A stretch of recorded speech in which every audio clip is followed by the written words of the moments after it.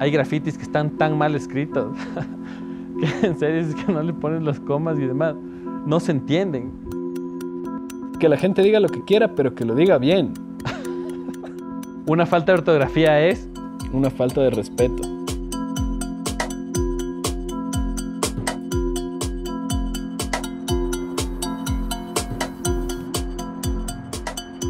Somos Acción Ortográfica Quito.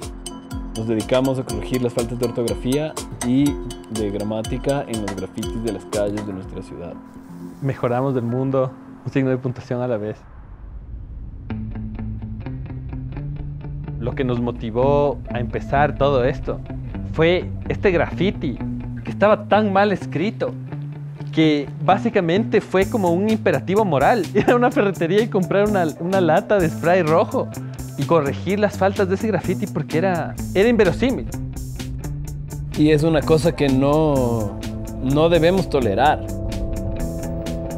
En el tipo de intervenciones que nosotros hacemos, el vandalismo ya fue perpetrado antes de nosotros. Nosotros simplemente llegamos a corregir aquello que en ese graffiti ya está mal. Nosotros empezamos por una pared y esa pared nos llevó a empezar a corregir las faltas de ortografía en el barrio. Eso nos llevó a empezar a corregir las faltas de ortografía en esta ciudad. Esperemos que próximamente en este país y en el mundo. Sí, y vamos ya porque mucho tiempo aquí, güey.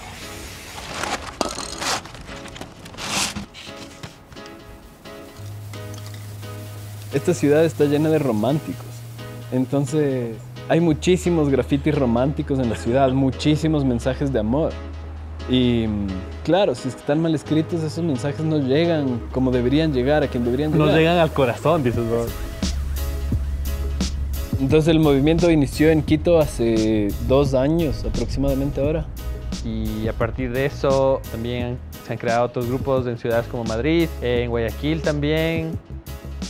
Nos han escrito de Monterrey, de México, de Rosario, de Buenos Aires, de muchas ciudades de Latinoamérica, de España.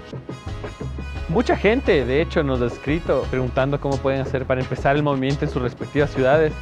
Y como nosotros decíamos, es solo cuestión de ir a comprar spray rojo, hacerse un stencil y básicamente empezar a intervenir. Nosotros pretendemos hacer que la ciudad sea más amena, que sea más diversa, más interesante, más cosmopolita. Nosotros no desfalleceremos hasta vivir en un mundo libre de vandalismo ortográfico. No doblegaremos. No doblegaremos jamás.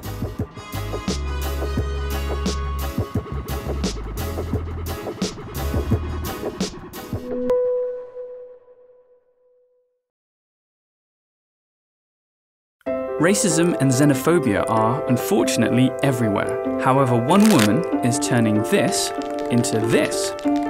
Meet Germany's hate destroyer.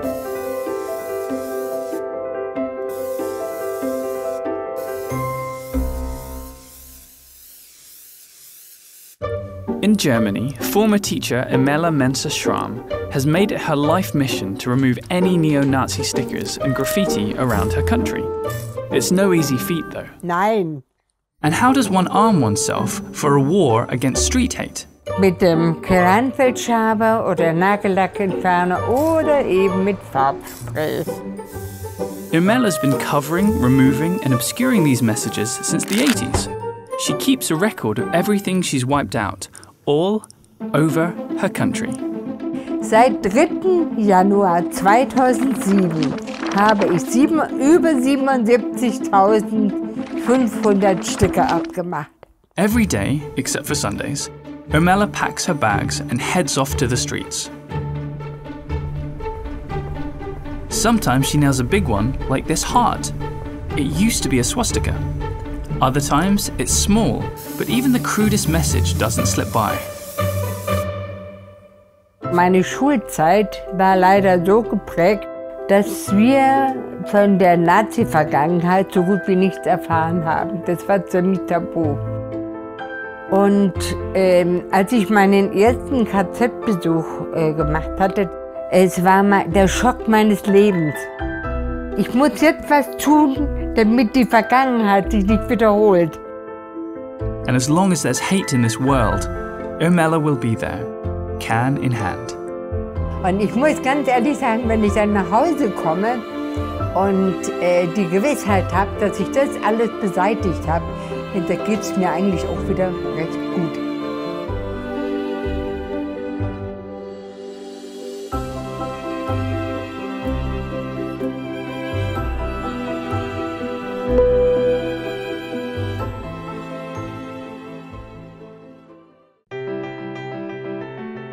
When I realized that monuments of those who served our country and fought for the freedoms that we enjoy today were in disrepair and poor condition, it upset me.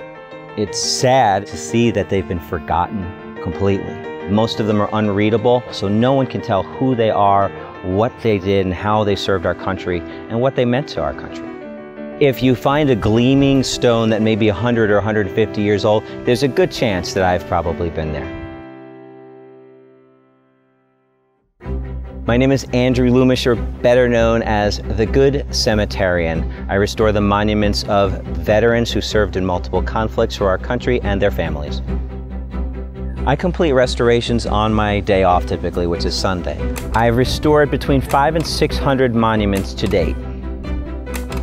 Living in the South, there is a multitude of things that accumulate on a given stone. It may have more than 100 years of buildup and mildew and mold.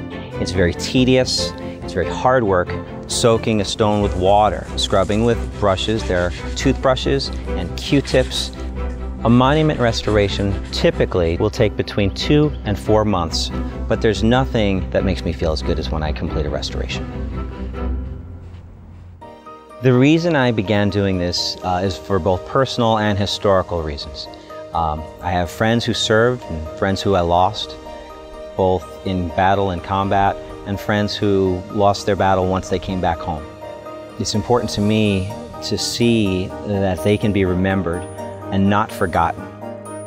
The monuments themselves are not just stones. You know, I want to uncover who they were as a human being, as a person, in addition to their sacrifice and their service to our country, because they weren't just soldiers either. They were Americans first, they were soldiers second. I can't allow that to be forgotten.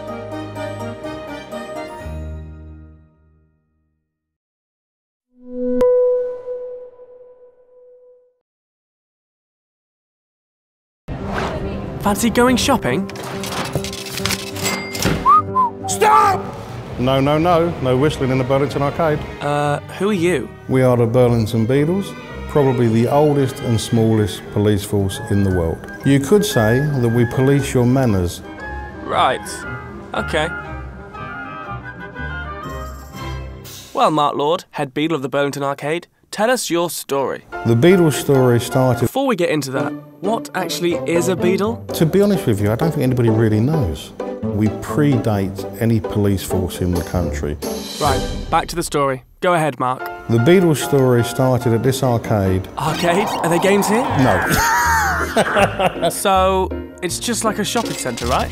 Yes. Okay, third time lucky. Go ahead, Mark.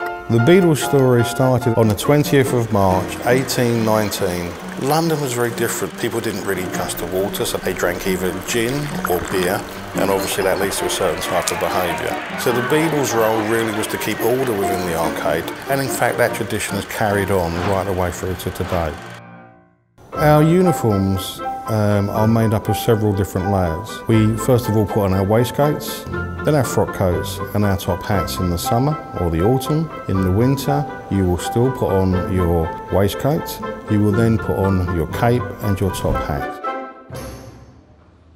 The original rules here were no whistling, because the pickpockets would whistle signals to one another. No drunkenness. Play a musical instrument. You're not supposed to hurry. It's ungentlemanlike or unladylike. Carry your own parcels. You mustn't bring a bicycle. Unaccompanied ladies, by the way, weren't also allowed in. Now, lots of those rules we couldn't enforce today. We still try to enforce the no hurrying. We still try to enforce the no whistling. It's all about behaviour. As long as you're respecting those around you and respecting the arcade, you'll be left alone. And I put this uniform on. I represent nearly 200 years worth of history. It makes me immensely proud. Yeah, I want to stay here till I retire, if I'm honest with you. That's absolutely true, by the way. That isn't just the, the spill.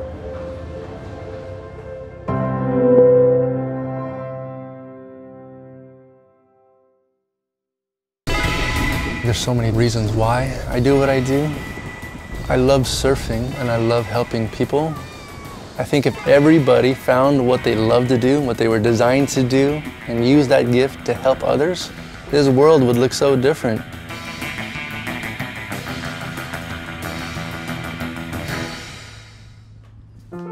My name's Lambert Lowe, and I'm a surf instructor. I was living in Hawaii, living the dream, teaching surfing to billionaires and celebrities. At the end of the day, something was missing, and I knew in my heart that I needed to come back to where it all started. I grew up in California. The ocean was where I felt the most connected. I came back and started a nonprofit called the Mix Academy.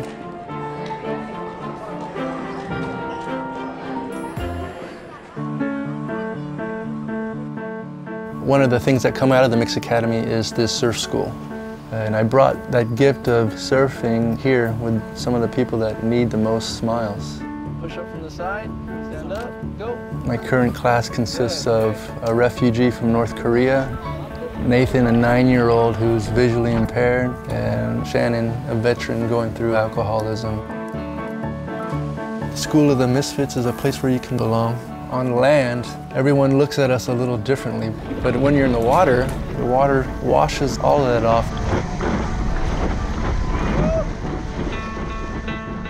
Surfing, like life, is full of ups and downs. There's waves that are coming, and you can't stop that from coming. Pain's gonna come. What you can't control is yourself and how you're gonna react. You can choose to paddle for it, embrace it, adapt to it, and enjoy the ride. Or this wave's gonna come and it's gonna knock you out and it's gonna wipe you out. Catching a wave is a great feeling. Helping others catch their first wave is a greater feeling. To watch that smile just ear to ear and knowing that, man, that's gonna change someone's life.